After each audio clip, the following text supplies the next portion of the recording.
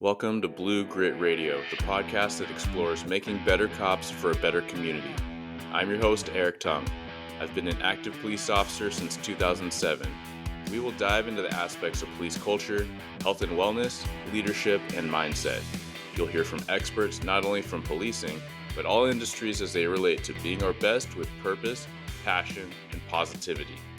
Join me as we share stories, lessons, and advice so we can all be better for ourselves, our teams, our families, and our communities.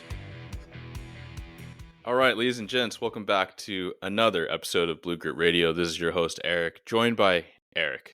We both spell it the same right way with a C. Right. Eric Reynolds, KetoFiveO, Director of Cops and Campers. Eric, thanks for being on the show. Thanks for having me, Eric, man. This is awesome. Another Eric with a C. I love you guys. Yeah, man. So it's like it's the German interpretation, right? Versus the Scandinavian. You know, my mom spelled it because I don't think she liked the K, but it was named after Eric the Red because she had liked that book. So I think I am. I should have probably been a K, but my mom got smart and made it a C, so. Yeah. I always like to joke that, based on my heritage, that's the way we leaned, which is totally arbitrary, from Chinese, Taiwanese immigrants just picking a name that they thought was cool. So that's me. That's why we have a C.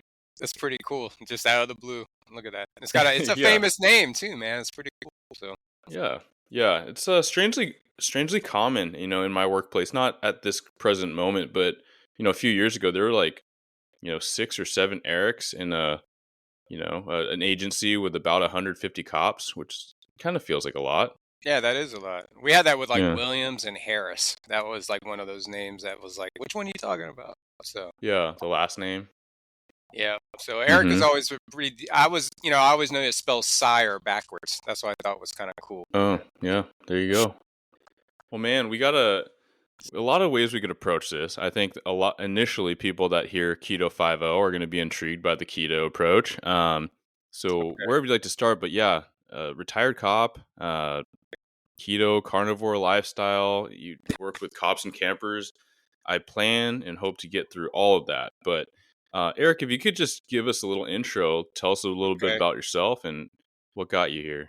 Well, yeah, the KetoFiveO came from, I was about 250 pounds in 2018. I was diagnosed with heart disease, all kinds of other health issues. I'm 6 foot tall and 250 pounds is not the ideal weight for me.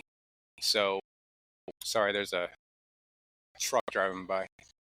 Anyways, so I was getting told a typical route of modern medicine, stents they were looking at with me. They were looking at, of course, statins and other medications like that. And a buddy of mine I played basketball with had lost 50 pounds, and I asked him about it. He said, "Oh, it's ketogenic. You burn fat, and then you use the, obviously all your fat that's on your body. Yeah. You use that as fuel, and you can burn through." I didn't know. I was like, I don't know what this is all about. So I started reading about it. It made a little sense to me, and I tried all the other diets at that point. I was 48 years old. I tried low carb. I tried, Atkins. I tried vegetarian and vegan stuff. Nothing was working. I even tried to go from beer to vodka and all those little things. So, yeah, this started working really fast. I started getting a meal plan in there, and, within 6 months, I was down 50 pounds. And I went from 250, about 205. And, people notice in your department, I was around a 160-man department. I was in evidence at that point. And people are curious. They're like, "Eric, what are you doing, man? You look fantastic. You're glowing. You're just like moving around." And, it really did change my mental, focus on things. I started standing more. I got one of those desks that would lift up, desk or something. And that was one of the biggest game changers because now I'm moving. I got a stool to lean on rather than sitting because sitting always made me tired. And I started extending my meal windows, between 12 and 5, and all that together was just what hit it for me, getting off of processed foods, off the breads, anything, any of the sugars pretty much, any sodas. I just got off all that stuff and it was fantastic, man.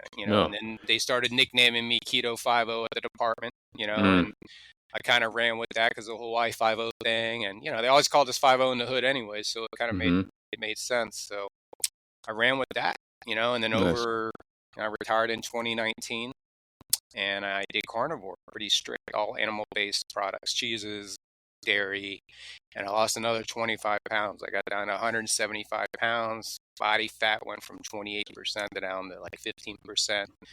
My only issue I ever had was the LDL cholesterol. My cholesterol numbers were skyrocketing, and I didn't know a lot about that stuff at that time. Mm-hmm. And there is an argument out there that cholesterol is good for you, and we shouldn't Mm-hmm. be trying to minimize that, especially the advantage of having it for your brain.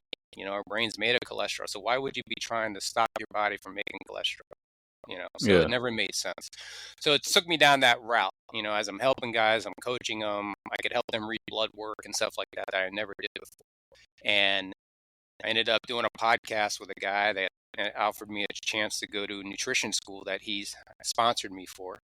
And it was 6 months over COVID. And, I learned a lot of new stuff and things I didn't know before.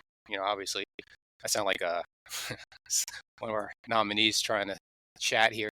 But no, I actually learned a lot about the human body and the physiology of it, and then how to work out properly, how to train myself in a different way than I did before when I was 250 pounds. When you get down 175 pounds, I'm lighter. I'm able to do more pull-ups, more handstands, so it really changed my direction. And I just started coaching guys online. I'd meet them while we ended up selling our house. My wife and I ended up getting a truck and a camper, like a toy hauler. We traveled full time. We were already homeschooling our 2 boys.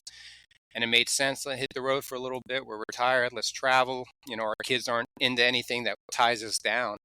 And we figured we'd do it a few years, and then we would get a house somewhere, or I'd find something, and we're still traveling. We can't stop.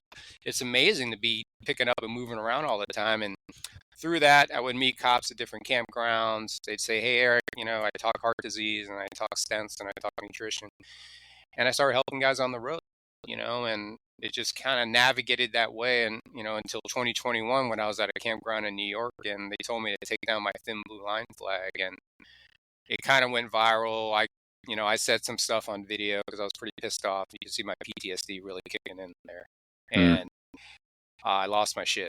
And it turned into something. I ended up being suspended from a camping club for 2 months. So we couldn't go to that campground anywhere. Wow. And 4 different campgrounds in New York said, "Hey, bring your flag, your rig, and your family. You're staying with us." Oh, so wow. All of a sudden, all that time got covered. And I'm going to these different campgrounds. The news came out. Hudson Valley did a news story on it. Channel 12, Blaze Gomez. They made it all exciting. And it was just a lot of good PR coming from, even though it's kind of a negative situation.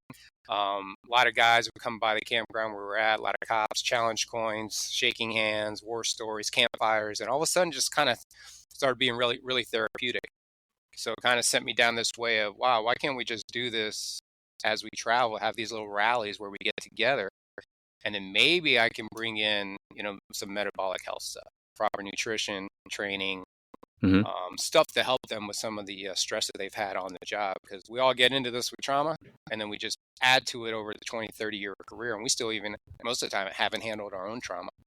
So there's a lot of things going into that world, and when you eat properly, you're eating real food, you're getting out in nature, you're stretching, you're taking care of your body. The advantages is your mind starts thinking clearly, you're in sync. I think you're less irritable, and it helped me manage my PTS is what we're trying to call it now. But sure. Yeah, when I got shot in 2012 by that bank robber, and we shot and killed him, and it was a couple of years there where I went down some dark road of, not suicidal, but I didn't know how to handle what was going on with me, and ended up battling workers' comp. I ended up having to testify.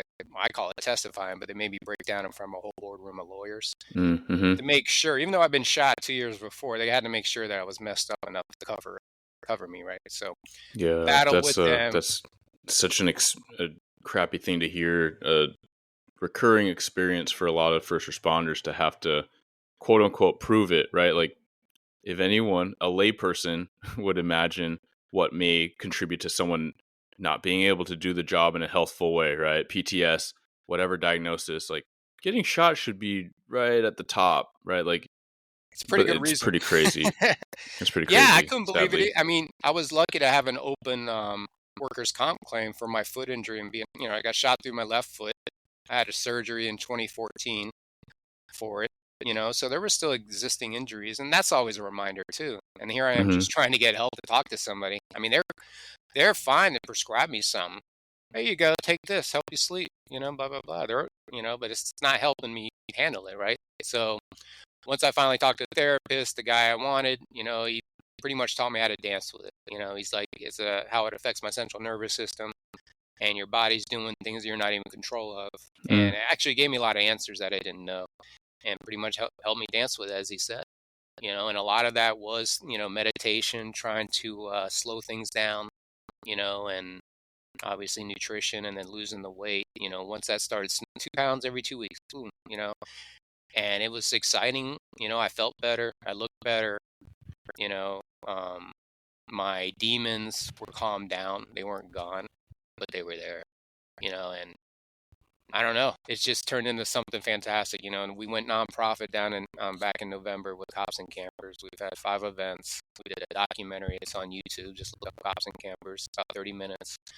And it's really, I bit off more than I can chew, as one of my friends says, because it's really, there's a need for this outdoor therapy. And it doesn't have to be cops and camping, it can be cops and fishing, or cops and hiking, just getting out there, and how valuable vitamin D is, and being around each other that have gone through the battles and stuff. Now, it's nobody you work with most of the time, unless it's your best bud, so you don't have any like consequences of talking truth, you know what I'm saying? So it's kind of like a different little camaraderie you'd have, probably similar to the military guys when they see each other, and they can be different branches of the military, but they still hit it off, and that's what I found. All these different cops, different ages, shoot the shit. We all have the same traumas.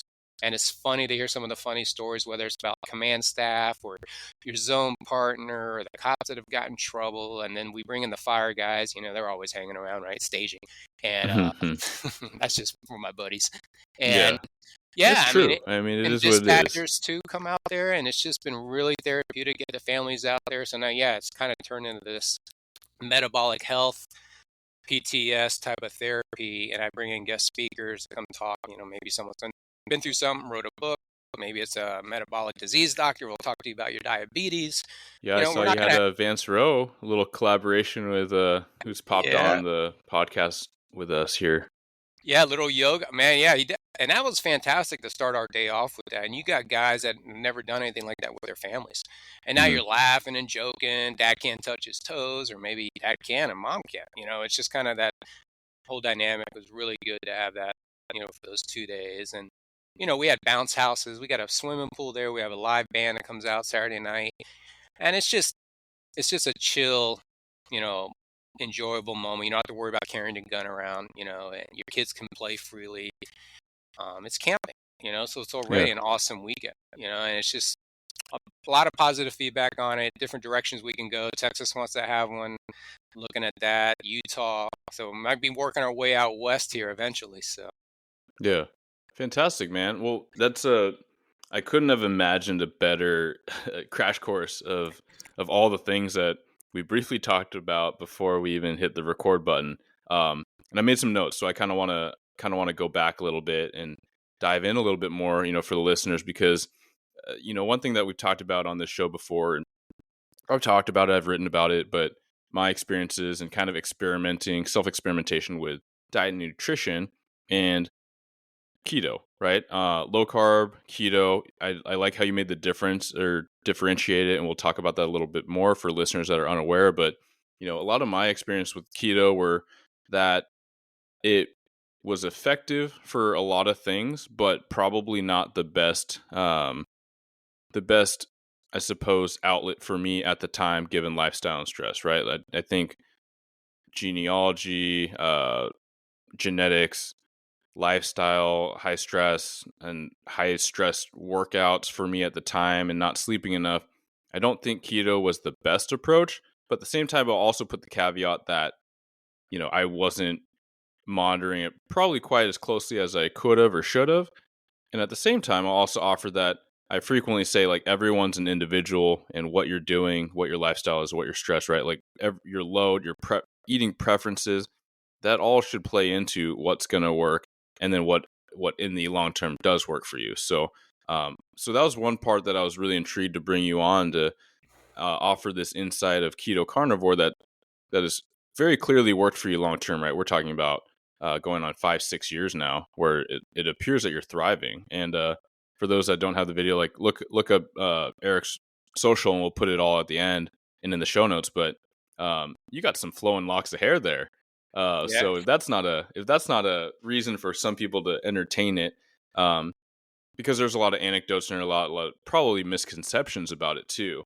But yeah, with all that said, can you kind of differentiate? Like, did you try low carb Atkins before, and like, what did that look like? Because some people will hear Atkins and be like, "Well, isn't that keto?"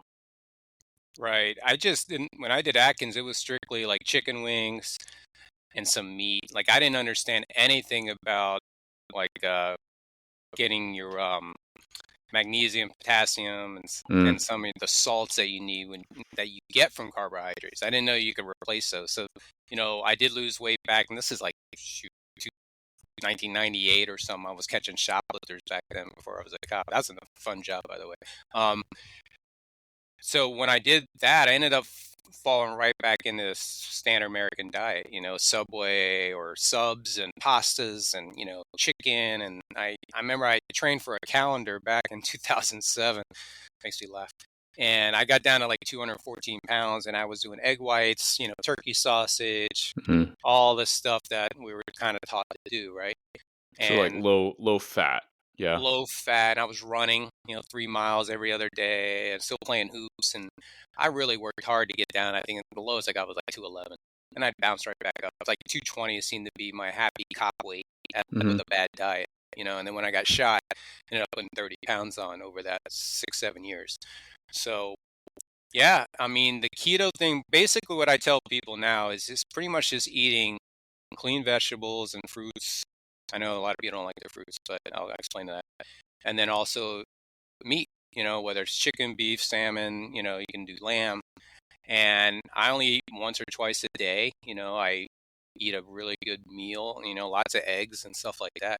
But it was so satiating eating that way that I was like, oh, wow, maybe I continue with it. And I always felt good. But clean, it's just eating clean. You're getting off the seed oils, which is, all that Crisco and vegetable oil and, Mm-hmm. all the fake margarines and the fake butters. And you're just replacing it back to what we did before they started the whole heart disease phenomenon back before the 50s.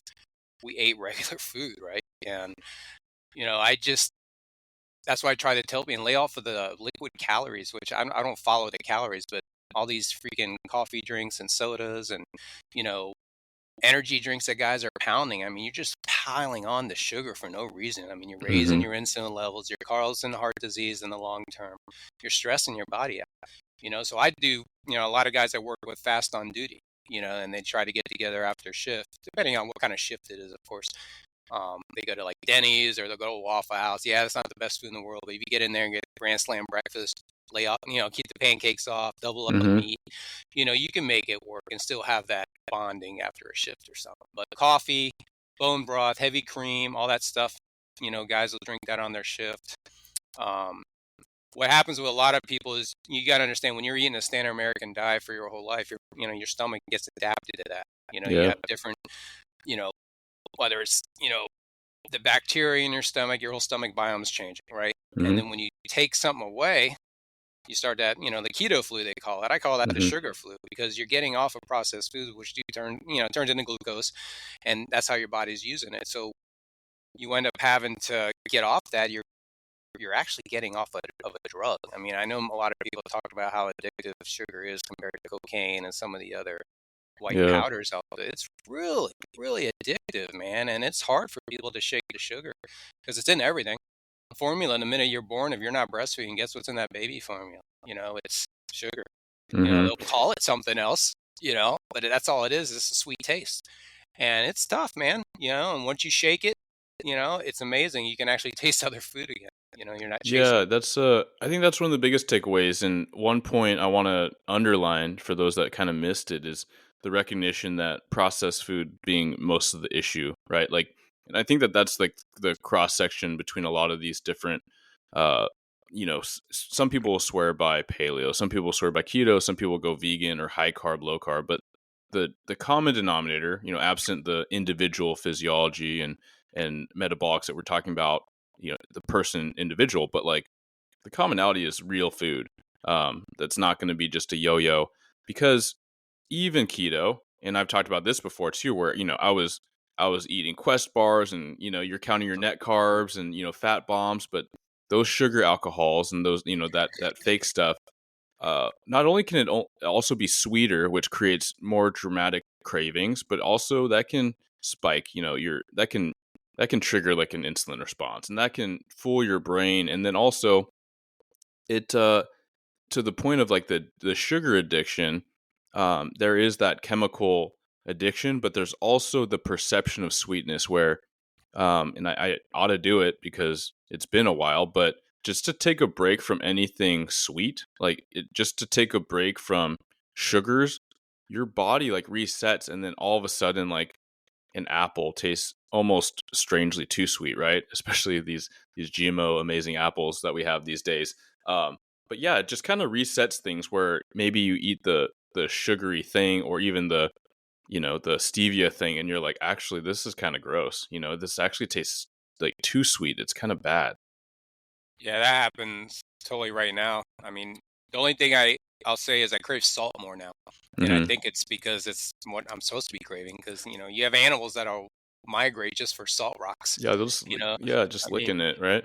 yeah, something about it. I get, there's certain brands where you can get where it's like a salt supplement that you add into your water, and Hmm. be careful if it's sparkling because it will blow up on you. But those have been great. I've been using those a lot to just keep myself hydrated. And that's a good thing to do if you are getting off of, a lot of carbs. You're going to need to replenish that usually somehow, because most of the Yeah. water we're drinking is not mineralized. I mean, we don't have, it's all plain or it's got bad Hmm. stuff in it, so you got to replace that somehow. But yeah, the what I the biggest thing I did was getting off of the sodas and the snacking all day long. It's I huge. didn't realize why I was snacking. I always thought the whole metabolism thing. Got to keep your metabolism going all day, and I never thought about the fact that your digestive tract is working all day long, right? And we're not designed to be digesting food all day long. We're not a cow, I mean, we're actually like wild dogs if you look at our digestive tract, like wolves and stuff. I Yeah, like mean, a cow has 4 stomachs, right? yeah. Yeah. That's what's, and I'm not saying I'm not anti vegetables, but I did start to understand a lot with oxalates and some of the defense chemicals that are in certain Hmm. plants. I mean, it is life. People may think it's not, but it is. I mean, it is a growing thing, and they do have certain, broccoli gives some people gas. There's some stuff there's things out there with them, in other words. And I just started looking at that and realizing I always threw in the vegetables my whole life out of guilt, whether it was spinach, broccoli, salad. Got to have a salad with my dinner. I was always kind of eating meat anyways. I think my DNA was just kind of craving. You need this protein. Hmm. And I was lucky enough to do that. My mom wasn't, trying to replace meat in our household that you see, happening now across the board. And you're seeing it, I think it affects mental capabilities if you're like starving people from regular meat. I just think it's part of our DNA long term. It could be fish. I don't care what it Yeah. is. I But mean, there's a lot of yeah, anecdote, and without the going down the keto rabbit hole, like journey was there's a ton definitely. of ex-vegans, right? Oh yeah, they always come back around. I mean, once you get off the processed foods and you really start looking at what your body needs, and those healthy fats that are feeding your brain. I mean, that's what it comes down to. And, there's a direct link between your stomach and your brain, and if that's flowing the correct way, man, I think everything else in life just seems to get a little better. You're more, it was able to manage the little things, whether it was even traffic driving into work or something. You're just not quite as grumpy. I don't know. Yeah. That's how it worked for me. But what I was going to say is one of the things I found out doing the keto carnivore thing was how important the food is, like we were saying. But I tested really high in heavy molds and mycotoxins, like really Mm. high, to where now I'm going through a detoxification protocol to get rid of that stuff out of my body. Because here I am eating right, 5 years in, haven't gained, I stayed in the same range. All my numbers are great. My A1C is 5.2. All my other risk factors are great, except for, I got high cholesterol, which is part of the diet I'm on. And I think it's been Hmm. part of we can get into that later. But I ended up with these heavy metals. Turns out the mercury fillings in my mouth were Hmm. still leaching into my body, Yep. so I had those replaced. A lot of the foods I've been eating are high in arsenic. Well, arsenic is in rice, brown rice. It's in a lot of the foods I ate my whole life, right? Subway, McDonald's, Burger King, Chick-fil-A, even though they say that's healthy, it's not. Um, Well, it's the fillers, right? Like in a lot of those carb or carb-based things, or even these meats we're quoting, like you talk about all these fast food chains. Like it wasn't super long ago, and probably even still, where there's articles like it's there. These things are detected in like the meat, right? These fillers, where it's not just meat; it's all this other stuff added in just to bulk it up, which is pretty terrible, right? That's the freaking food we're talking about, along the line of Beyond Burger and such. Well, it's kind of like a drug dealer, cutting up the cocaine, right? Spread Mm-hmm. it out. That's what they do with the meat, and then they turn into soy or some type of other compound that they created. But yeah, it's just, and then I had a really high. I don't know if your audience is aware of a calcium score that you can have a chest X-ray of your heart done, and it gives you a number, and it's based on soft plaque. Well, they say the calcium that's built up in your arteries. And the top of it, it has a range from 0 to 400. 400 is like you're maxed out, you're at high risk of heart attack in the next 10 years type of scenario. Well, mine's 4,300. So I am, whatever that math equation would be, but I'm at high risk for heart disease and heart attack according to the system because of that high CAC score, because of all the calcium. But I have no soft plaque. So the theory is, he eliminated his high inflammation diet, went to low inflammation diet, his body healed, and I calcified. So I'm just really calcified, and it's not leading to any other issues. Doesn't mean I want to like loosen that calcification. I mean, statins would have calcified it anyway. So I kind of statin myself without taking statins by changing my diet, exercise and vitamin D, and of course, keeping my inflammation low on everything I was eating. Yeah, I that's stay under about interesting. 30 grams of carbs in the beginning, and now maybe I hit 20 if I have something that's got carbs in it. Yeah. And that just seems to work for me. But yeah, there is some other health issues besides the diet. My cardiologist was the one that said, hey, I've got a lot of my heart patients that are showing toxic mold and toxic metals. So the mold, all you guys that wear your bulletproof vests all the time, I had mold constantly down in South Florida.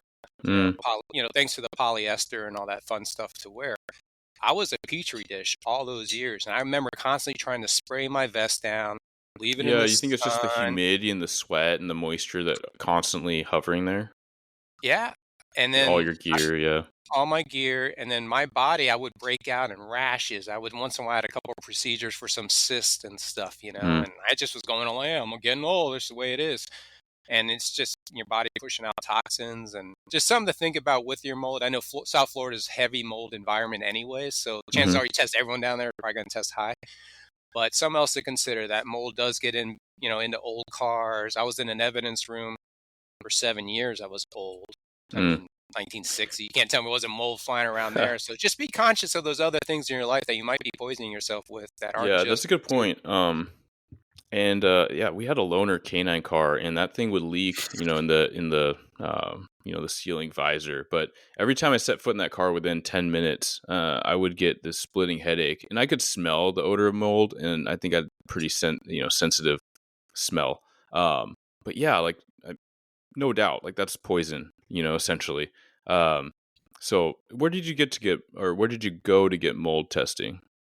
Well, my cardiologist went, I think it's Vibrant America was the brand he sent me to take.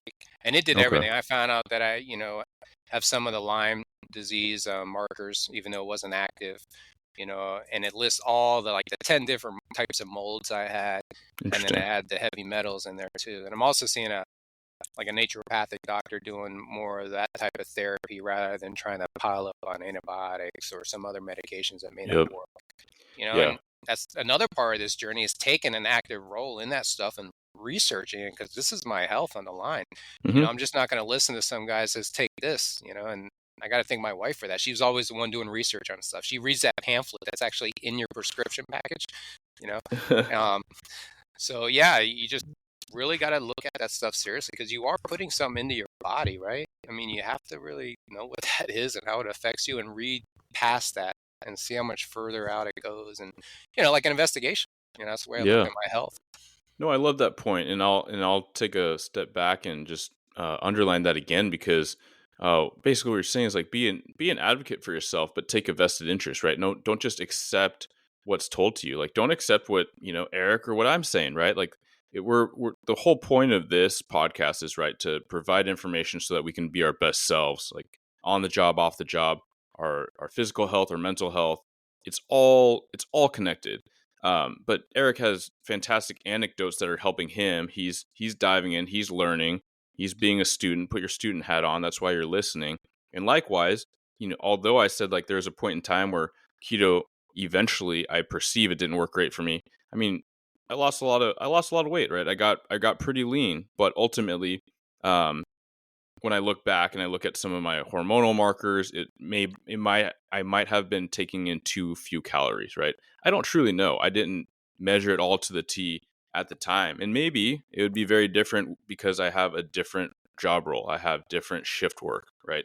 And to that point too, like shout out to naturopaths. Like when you have somebody that's going to be a bit more holistic, looking at these different things, it reminded me of a point that popped up in my head when you're talking about high cholesterol and how that is generally going to happen with a carnivore or keto diet, right? You're taking in more fat, more lipids, so that it only makes sense. But there's a lot of docs out there that are speaking on this and saying, hey, the high cholesterol can be an issue, but it depends on the context. And I think that's what's important too, right? Like we can't just look at one little thing under the microscope. We have to look at the big picture, the holistic view again, right? Because high cholesterol on a standard American diet could be extremely, extremely bad. And this is just me paraphrasing from a lot of doctors with far more education than I ever care to get. Right. But to your point too, right? Like high cholesterol when you're eating low to no carbs, well, that it's a very different landscape. There's some out there called, especially a guy like you and probably a lot of your really active SWAT guys and stuff like that. It's called a lean mass hyperresponder, to where you have guys like myself that lean, mean, right? But lean mass hyperresponder, I mean, but your cholesterol is super high. It's your LDL, my LDL is 255, and my overall cholesterol is 355. But when you break down, I had a fraction, it's like a lipid panel where they look at your LDL down to your VLDL, and they look at the particle sizes and all that, and all those are just flying colors. So this new Dave Feldman's doing some research on it. They've got a study together. They were able to lower their cholesterol by eating Oreos. So is that the goal? You know what I'm saying? So it's hey, kind they're of vegan, so there's an argument that they're healthy from some. So yeah, there's definitely something there, and I think if your body's operating the right way, I mean, high cholesterol used to just be a number that was out there that most people had it. Now these people are trying to lower it, from what it used to be 250, then it was 225, 220, then 200. Now they want you under 190. I'm like, oh my God. So you're eliminating cholesterol that they eat, which really doesn't affect any cholesterol in your body. Your body's manufacturing. And it's usually a sign of some type of inflammation in your body if you're overproducing cholesterol. So something's going on. It's telling you something. Hey, So they always make the reference like cholesterol is the fireman. So you don't get rid of the fireman because there's a fire there. You got to look at what started the fire. So that's the whole point of like really looking, there's all kinds of information out there. You can reach out to me. I even have it on my website or one of my chats about my, fraction test, about how you can see the LDL particles and not to worry about it, man. Most doctors are taught a certain way. There's a certain narrative in schools. And, I've found that if you eliminate the high inflammation diet, your cholesterol may go up, but the good cholesterol is going to go up too, and your triglycerides are going to go down. And that's it. The triglycerides are sugar in the blood, and that's what you want out. You want that low, Yeah, absolutely. Well, we covered a lot of ground on the keto and diet, and so a lot of information for people to think about and where to find you. Again, we'll provide that later. But I do want to talk a little bit about your point to cops and campers. But I like how you said it's not specific to this. There's a lot of opportunities like that. Warrior Path is one that guests have spoken about recently, and people in my circles have told me amazing things. But I think the point is that oftentimes to get outside of your circles, you can be objectively free. You can be objectively safe and vulnerable from perceptions and stories, and it also protects those you're talking about. Right? You're not. It's not necessarily the most constructive thing when you're venting a legit vent, and then someone else is like, I don't know, like that guy seems okay. Like that's not the point, right? The point is to talk about what you're experiencing, what you're going through, have that shared camaraderie. Yeah, can you tell us a little bit about more about that, like that relational health opportunity? Yeah, I mean, when it's up happening, I'll get like a message from somebody that says, "Hey, I heard about this, rally you got. I'd like to bring my family to come out," or it could be a spouse of somebody that needs it. Maybe something happened, and they just come out, and it's just, you know, there's you're not going to like an AA meeting. It's not forced upon you. You're just in the end, you're just camping. And we can provide campers if somebody needs one. We can rent them for you. And sometimes there's cabins, so you don't have to do the camp, pull an RV experience if you don't want to. But you just get out there, and then when you break the ice a little bit, some guys are just hanging around. They may not say much. They're there, right? And Yeah, that's a eventually, great start. That's a great start. yeah, they're there. And then a lot of guys fish together. They, what it is, we all have a lineup, man. And all those, when you're in a shift for a certain amount of time, that becomes like your shift. That's your family for that period of time, right? And you get together on weekends or parties. Sometimes stuff would just overlap. Sometimes it wouldn't. If you know them too well, you don't like the guy. But this was that guys start finding out they have similar interests in something, and it's almost like a mini lineup in a weird way, because you get in there. And once guys start talking football or, sports, and they have a rival or something, like Philly and New York, I mean, those guys, they're always arguing about some sports team or something. So it just, I don't know, it just kind of was very, it's safe, and we don't even have to start, it's not like I'm up there going, all right, today's lesson is we're going to talk about the most traumatic thing in your day. That's not what, it doesn't work like that. It's just organically stuff happens. You might even just be sitting around one guy later on talking about some messed up stuff that happened, or, and unfortunately we're all sick. A lot of the guys I'm meeting are metabolically sick. They're all overweight. They're all pre-diabetic, if not diabetic already. So they always got a lot of other health concerns. So just being able to talk to them about their health and say, dude, you do have other ways to go with this. You're not going down this road of having to take statins your whole life, get stents, and then now you're going to be, open heart surgery patient the rest of your life. There's other ways to go with that, and that's where I get the joy out of it, because I'm able to talk some sense in these guys about their health and enjoying their retirement, because we all start, half of us drop within 5 years, and I don't know, 30 years is a long time, man. And that's a lot of trauma, a lot of, there's a lot of stuff there with these guys. And I think they need a little bit of a trauma dump sometimes to get some stuff off their chest, and they're okay. Especially when you come back with a wild story too, and then you laugh about it, Yeah. It's, I'm still figuring it out, what counseling works, what do guys want? I don't think, like I said, they don't want a trauma dump to just come there and not feel good about themselves. They want an answer like, what can we do now? I know I'm messed up, or I saw this stuff that's, I lost a partner or whatever.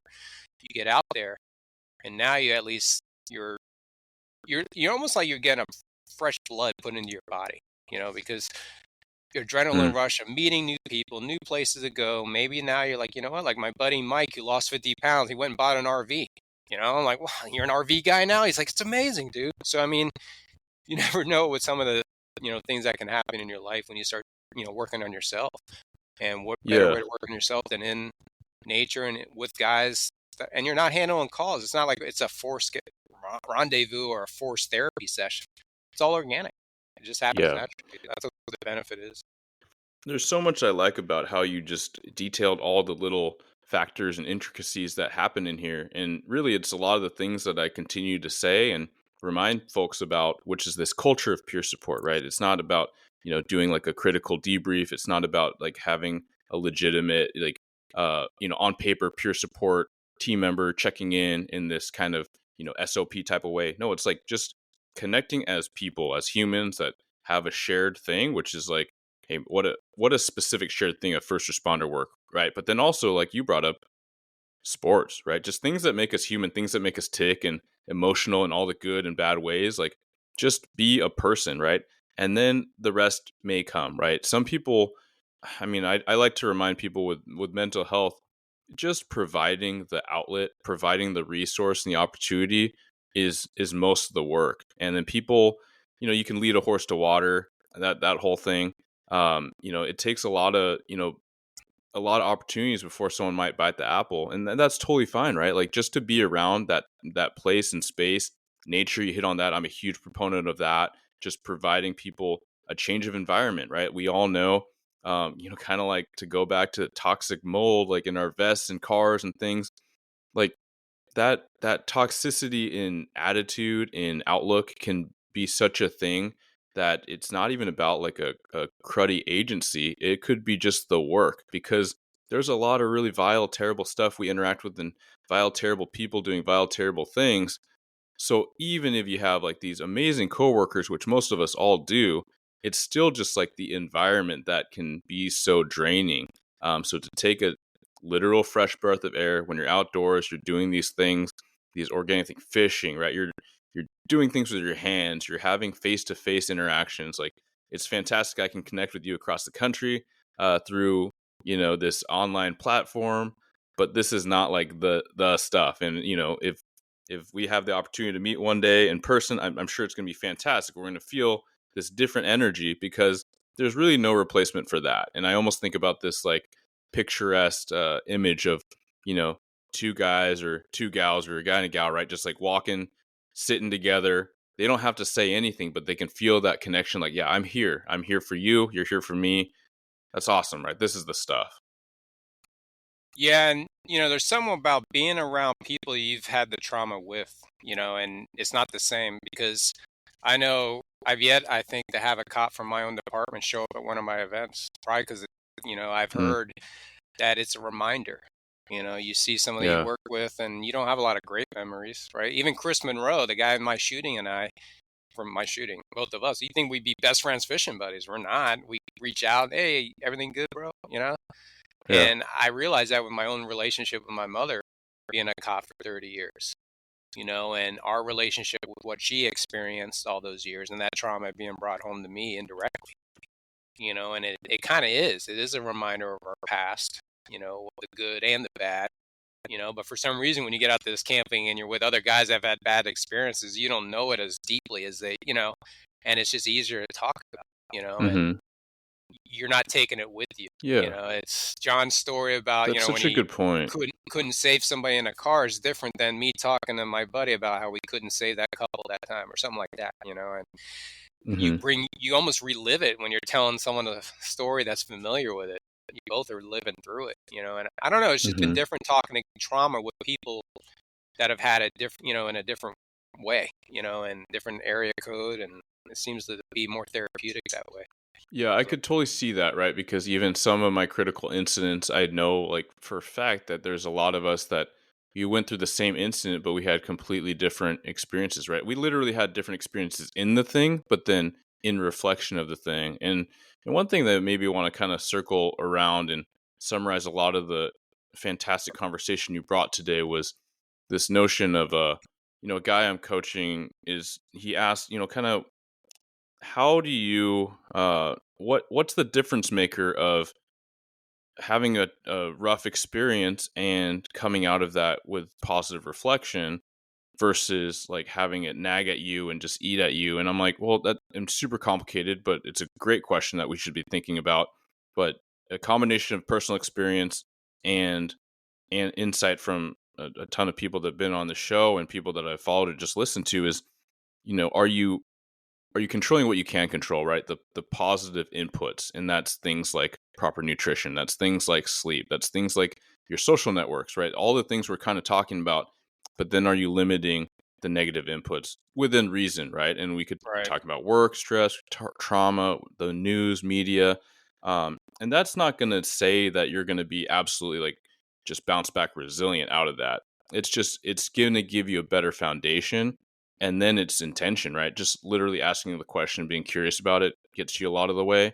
And then going and doing the work, seeking out those opportunities, even as uncomfortable or challenging as they can be, but putting yourself out there, right? And allowing yourself that grace and connecting with others, and being able to accept that support, um, to put it into a mildly concise answer. Well, I left a lot of money on the table when I left. I didn't do the drop.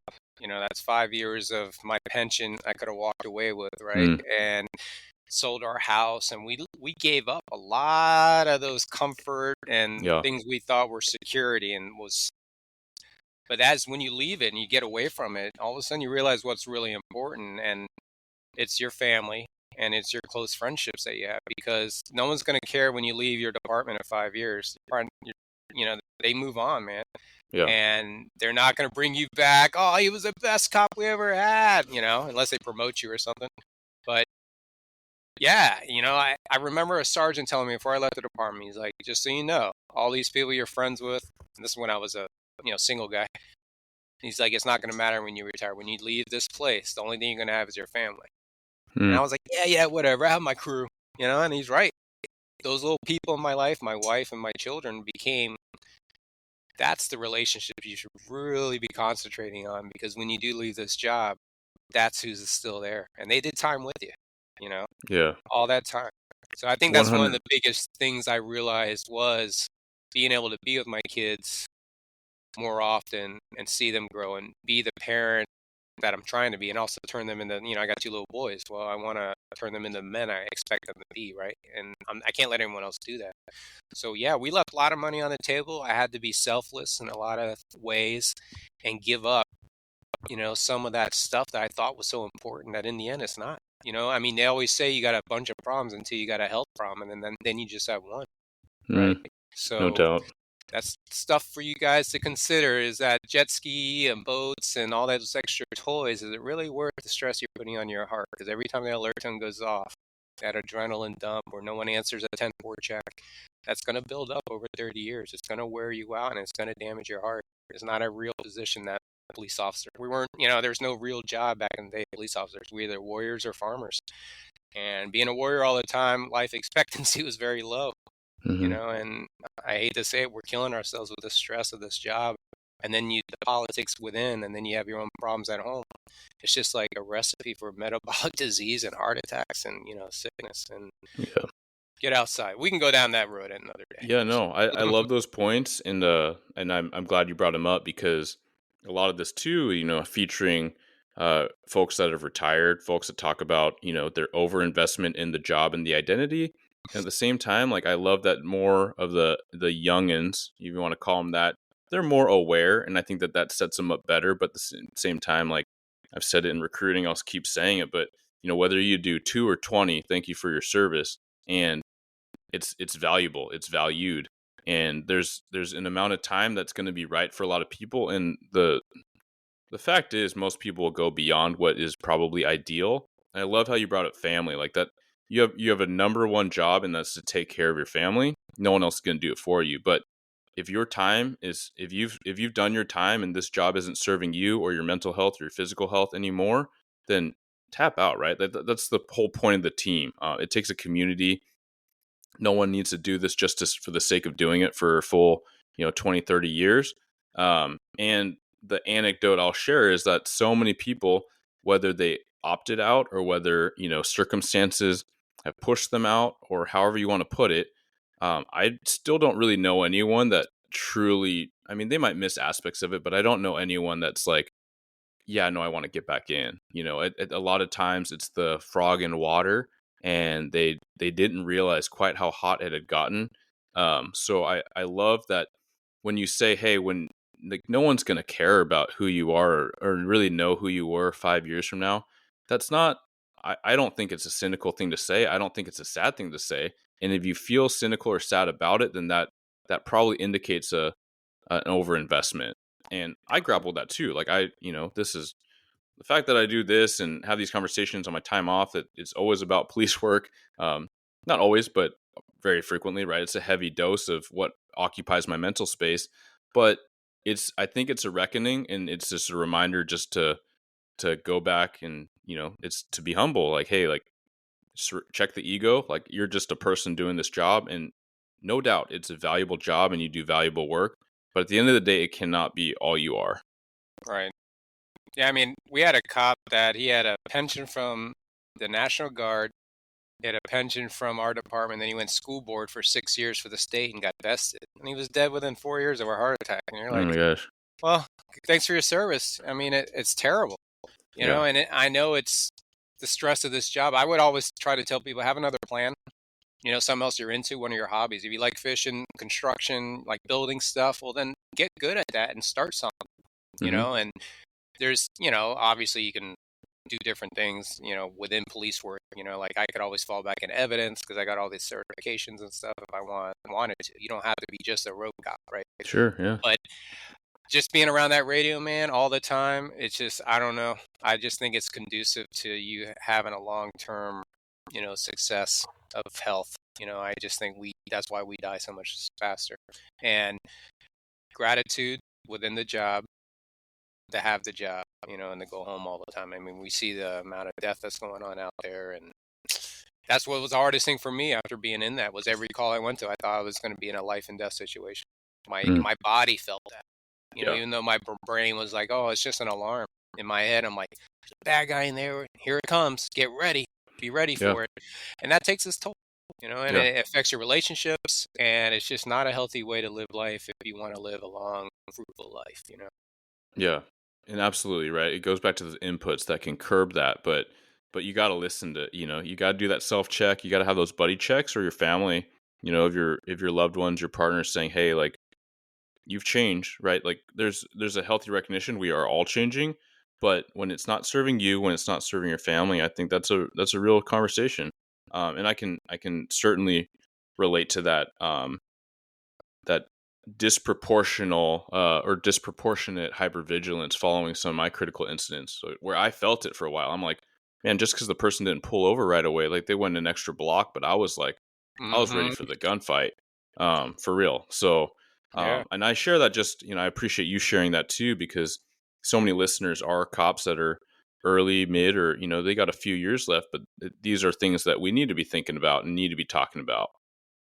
Yeah, I went through art therapy where they helped me get rid of some of the trauma from my shooting, because every time I got behind a Lincoln Town Car, my blood pressure would go up. I could feel it inside, just even though I wasn't like pulling my gun out and acting crazy. It was just on a, I couldn't control it, and the art therapy helped me move a lot of stuff from my frontal lobe back to the back, a lot of trauma I had from my childhood, other stuff that came up.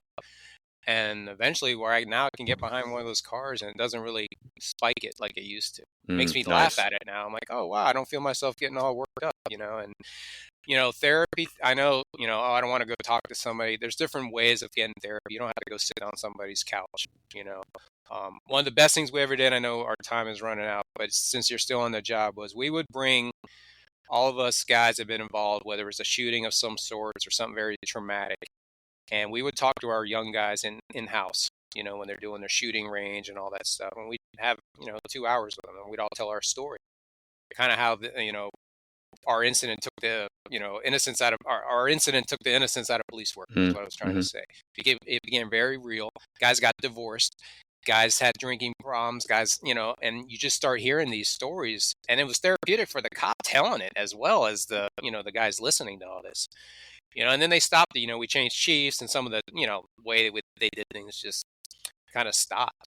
And I thought that was one of the best things you could do, because you got a guy that's been in it talking to you real talk, and I think if you do have guys that have been involved and they're able and willing to talk about that, he should as much as possible, because I think it's going to help them long term, For sure. And I am proud of some of the regional effort for sure, but some of the pure support that happens in my department. The culture, again, right? It's people that are actively part of the peer support team, but it's also just people that have been there that are very candid. It might be small group settings like roll call. It might be, one-on-ones. It might be in the break room. I see it and I hear it in a strange, I don't mean strange, but like a proud dad. And that's what I mean by strange. Like, I'm not saying like I'm a parental or anything, but no, it's like, it truly is that, hey man, like if this is the type of culture that we have, and this is the kind of culture that I can continue to contribute towards in the ways I can while I'm here, then I'm super proud of that and super proud to be a part of it.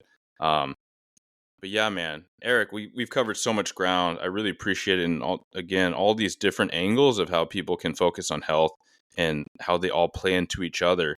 But could you please tell the audience, where people can find you, how they can hit you up on your socials, etc.? It's KetoFiveO and Cops and Campers. Everything's.com. If you're looking up the website or you want to look at social media, it's Cops and Campers and KetoFiveO. And if you want to follow my mom, she's got the little Netflix celebrityness. She's also on Instagram at Detective June Hawkins from the Griselda show. So you can reach out to her. and, talked to her about her 30 years and how it turned into a TV show, which is a pretty cool story in itself. And I did find a brother through 23andMe that was a cop in Orlando. Yeah, dude, I just saw that. Yeah, it's a wild story. We got it all on my YouTube channel. I'm not promoting. I'm not making money off it. It's just an information place for people to go see some of the cool things that have happened. And all this positive stuff did really happen when I started changing my mental outlook on things. And there is something to that, and really look at yourself and get happy and, get healthy. And, let's enjoy our retirement because we've all earned it, right? So. Hell yeah. Thank you for tuning into another episode of Blue Grit Radio. As always, support this community by subscribing, giving us a 5-star review, and following, liking, and sharing posts on Blue Grit Wellness on Instagram. You can reach me there or email me at bluegritwellness@gmail.com. Be well and stay gritty.